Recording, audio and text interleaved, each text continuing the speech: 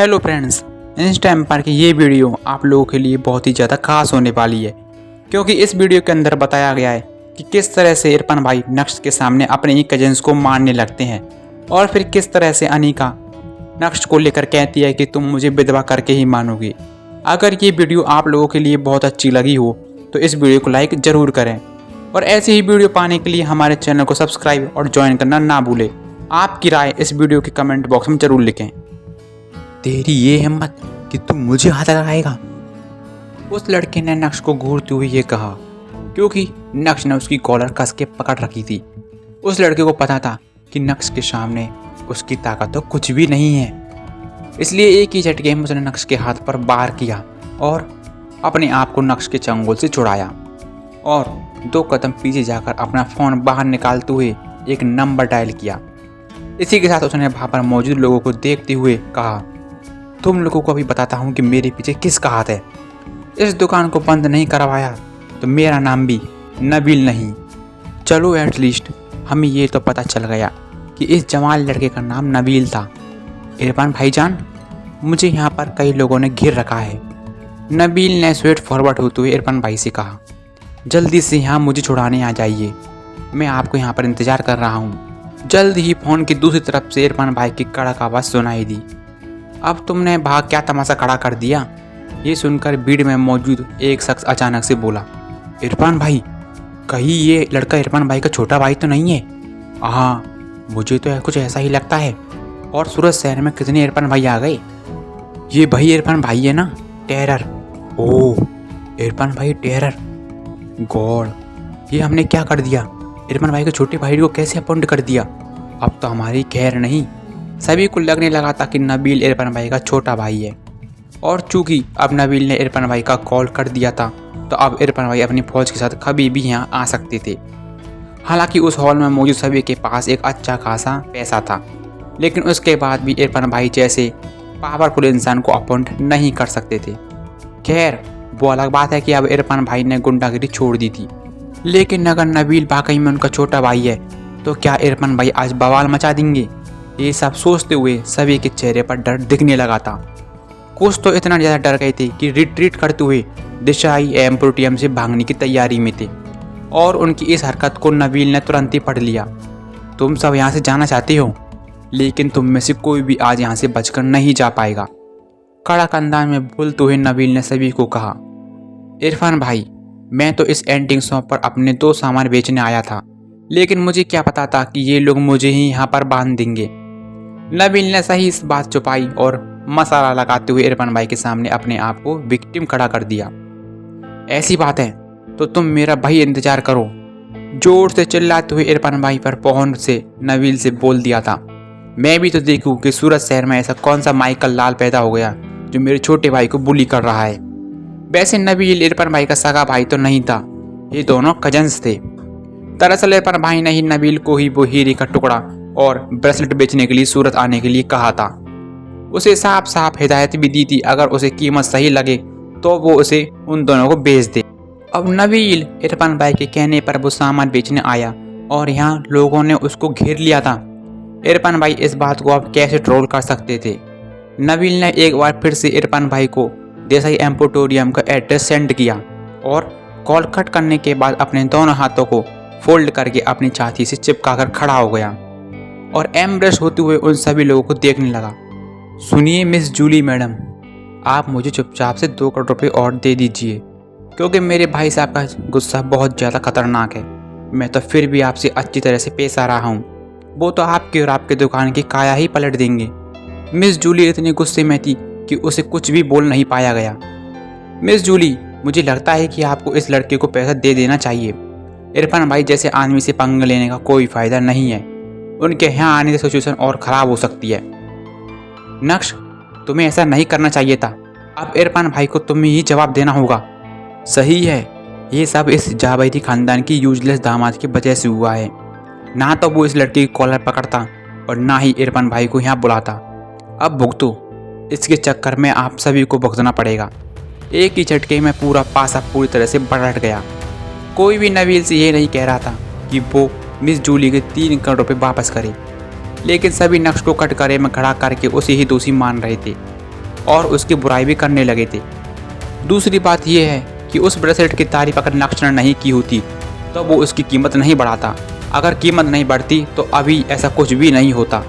इसके लिए भी नक्श को ही सभी लोग जिम्मेदार मान रहे थे। मिस जूली की छाती गुस्से से ऊपर नीचे हो रही थी।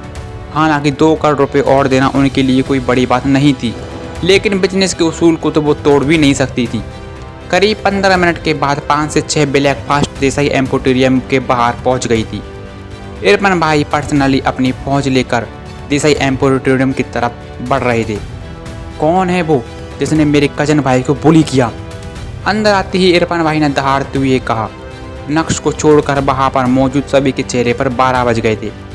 सभी के हाथ पैर थर थर काँप भी रहे थे। कुछ लोग तो इतना ज़्यादा काँप गए थे कि उनका शरीर पसीना पसीना हो गया था। भाईजान आप आ गए, ये बोलते हुए नबील तुरंत इरफान भाई की तरफ बढ़ा और उसके बाद भीड़ की तरफ पॉइंट आउट करते हुए बोला, ये लोग मुझे ज़बरदस्ती सामान बेचने के लिए कह रहे हैं। जब मैंने मना किया था मुझे पुलिस स्टेशन भेजने के लिए भी बात कर रहे। क्या ऐसी हो रही है बात? कड़क अंदाज में इरफान भाई बोले। यहाँ का इंचार्ज कौन है? मिस जूली का चेहरा अब फीका पड़ गया था। उसे पता था कि अब उसे बाहर आना ही पड़ेगा, लेकिन इससे पहले कि वो 2 कदम आगे बढ़ाती, नक्श ने उसके कंधे पर हाथ रखा और उसे दबाते हुए साथ मुस्कुराने के साथ खुद 2 कदम आगे बढ़ गया। भाईजान ये नहीं है, वो औरत है, नबील ने कहा। हालांकि इरफान भाई ने उसे कोई जवाब नहीं दिया। नक्श को अपने सामने देखकर वो पूरी तरह से ब्लैंक हो गए थे। उनके माथे पर अब पूरी तरह से पसीना छूटने लगा था। इरफान भाई सूरत शहर के जाने माने महान गुंडा, लेकिन उसकी हिम्मत तो देखो। अपनी पूरी पलटन लेकर देसाई एम्पोटेरियम पहुंच गए थे। वाह, तुम्हारी हिम्मत की दाब देता हूँ, कठोर मुस्कान के साथ नक्श ने कहा।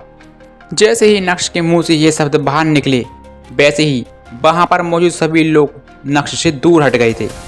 खासकर वो लोग जो नक्श को अच्छे से जानते थे। वो ये दिखाना चाहते थे कि नक्श के साथ यहाँ पर कोई भी नहीं है। हमें इस मामले में मत घसीटो। क्या तुम जानते भी हो कि तुम्हारे सामने इरफान भाई खड़े हैं?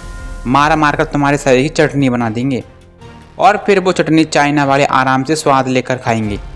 इरफान भाई, हमारा इस आदमी से अब कोई लेना देना नहीं है। ये मैटर आपके और इसके बीच का है। आपको जिस तरह से निपटाना है निपटिए, हमें कोई ऐतराज नहीं है। हम तो बस यहाँ से जाने वाले हैं, हमें छोड़ दीजिए। हम सब टेस्टिफाई करने के लिए तैयार हैं कि ये सब जो कुछ भी हुआ है सिर्फ इसी की वजह से हुआ है। कड़क अंदाज में बोलते हुए नबील ने नक्श की तरफ कहा।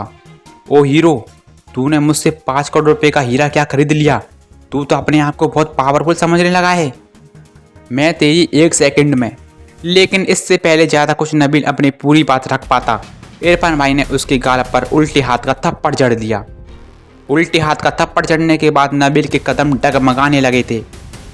भाईजान, आपने मुझे क्यों मारा? शॉक्ड होते हुए नबील ने इरफान भाई से पूछा। मुझे भाईजान मत बोल, तेरे जैसा यूजलेस छोटा भाई मेरा कोई नहीं हो सकता, इरफान भाई ने जोर से डांटते हुए कहा। तो उससे तो मैं बाद में निपटूंगा। ये बोलने के बाद इरफान भाई ने एक गहरी सांस ली। जब उसने मिस जूली की तरफ देखा तो इरफान भाई के कदम नक्श की ओर बढ़ रहे हैं, तो नर्वस होते हुए उनका शरीर अब पूरी तरह से कांपने लगा था। सिर्फ मिस जूली ही नहीं, अन्निका के भी होश उड़ गए थे। वो एक अलग बात है कि प्राची के चेहरे पर कोई भी एक्सप्रेशंस नहीं थे। वो बहुत ही ज़्यादा रिलैक्स नज़र आ रही थी। नक्श, माफ़ी मांगो और यहाँ से चलो। मुझे विधवा करके ही मानोगे क्या? क्या अन्निका को भी इतनी ज़्यादा टेंशन हो गई थी कि उसके मुंह से कुछ भी अनाप शनाप बाहर आ रहा था। हालांकि अगले ही पल उस सीन ने सभी को चौंका दिया। गॉडफादर, ये बोलते हुए इरफान भाई नक्श के सामने अब पूरी तरह से झुककर माफ़ी मांगने लगे। जब लोगों ने ये सुना तो और उसका नज़ारा देखा तो सभी के दिमाग में ख्याल दौड़ने लगे। इरफान भाई जैसा पावरफुल इंसान जावेरी खानदान की यूजलेस दामन से गॉडफादर बोल रहा है, ये किस तरह का मजाक है भाई? मुझे गॉडफादर मत कहो, मैं तुम्हारे जैसे इंसान का गॉडफादर नहीं बनना चाहता, कड़क अंदाज में बोलते हुए नक्श ने इरफान भाई से कह दिया। ये सुनकर इरफान भाई का पूरा शरीर हिल गया था। वो जानते थे कि आज इस तरह से उनके यहाँ आने से नक्श को बहुत ज़्यादा गुस्सा आया है और इसका कारण सिर्फ और सिर्फ नबील है। तुरंत ही इरफान भाई पीछे मुड़े और नबील के चेहरे पर चिल्लाते हुए कहा, बास्टर्ड, दफा हो जाओ यहाँ से। अपने चेहरे पर हाथ रखकर पूरी तरह से गुस्से नजर आ रही थी, जो थप्पड़ खाने के बाद थोड़ा सूझ भी गया था। नबील के कदम डगमगाते हुए नक्श की तरफ बढ़े और वह कांपते हुए नक्श के सामने जाकर खड़ा हो गया। उसी समय इरफान भाई ने नबील को एक लात मारते हुए कहा, तुझे यहाँ खड़े होने के लिए किसने कहा? अब क्या खड़ा खड़ा मुझे देखता रहेगा? जल्दी से मेरे गॉडफादर से माफ़ी मांग। ये बोलते हुए इरफान भाई ने एक बार फिर से नबील के सर के पीछे वाले हिस्से पर जोरदार थप्पड़ जड़ दिया। Godfather, I am really very sorry, मुझसे गलती हो गई। अपना सर नीचे झुकाते हुए नबील ने कहते हुए नक्श से कहा। नक्श ने भी कड़क अंदाज में सबसे पहले नबील को देखा और उसके बाद अपनी आंखें इरफान भाई पर टिका दी थी। इरफान भाई, इसमें कोई शक नहीं है कि आप बहुत पावरफुल नहीं हैं, लेकिन क्या बिना वजह इस तरह से पलटन के साथ यहाँ आ जाना आपको शोभा देता है? ऊपर से तुम्हारा ये कजन हमारे सामने अपनी कंडीशन रख रहा है, बिजनेस के उसूल को चुनौती दे रहा है, ज़बरदस्ती हम नहीं ये हमारे साथ कर रहा है। ऊपर से तुम्हारी धमकी भी दे रहा था। तुम यहाँ आकर देसाई एम्पोटेरियम को बंद करवा दोगे। क्या तुम यहाँ आकर यहाँ पर कुछ कर पाए? क्या तुम्हारे में इतनी हिम्मत है? नक्श ने भी कड़क अंदाज में कहा। गॉडफादर, मुझसे मिसअंडरस्टैंडिंग हो गई। मैं तो बस इसकी बातों में जल्दी आ गया था, मामले की गहराई पर जोर नहीं डाल पाया। मैं इसकी जिम्मेदारी लेता हूँ। इरफान भाई को देखकर अब ऐसा लग रहा था जैसे मानो बस अभी वो रोने ही वाले हैं।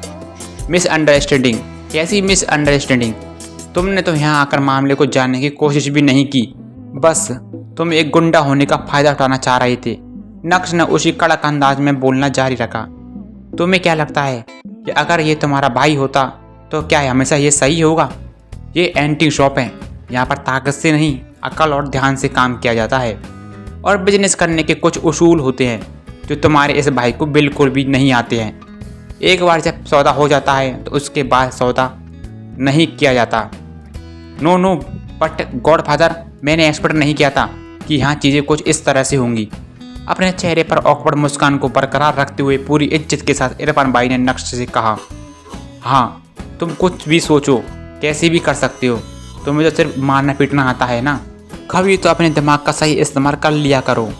इरफान भाई की टोन अब बहुत ही ज़्यादा बदल गई थी और ये देखकर अनिका के एक्सप्रेशंस पूरी तरह से उड़ गए थे। वो पहली बार अपने पति को इरफान भाई के सामने सुपरमैन की नज़रों से देख रही थी। सिर्फ अनिका ही नहीं, बल्कि कुछ लोग हॉल में जितने भी लोग मौजूद थे वो सभी शॉक्ड थे और उन्हें समझ में नहीं आ रहा था कि वो जो कुछ भी देख रहे हैं वो असली है या नकली। सॉरी गॉडफादर, आगे से मैं हर चीज़ का ध्यान रखूंगा।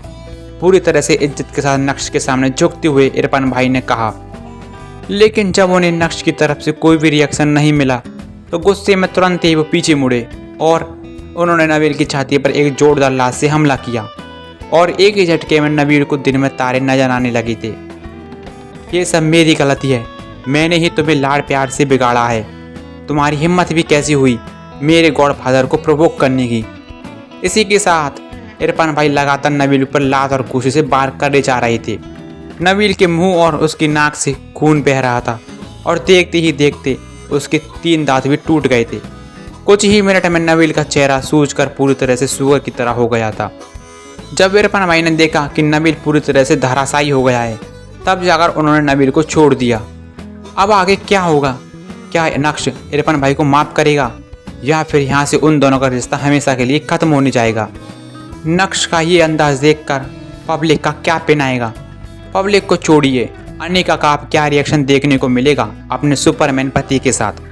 क्या अब वो भी वनडे वूमन बनना चाहेगी? क्या इस कहानी में कोई भयंकर ट्विस्ट आने वाला है? आगे की पूरी कहानी जानने के लिए सुनते रहिए पीके एडिट की स्टोरी इंस्टा एम्पायर।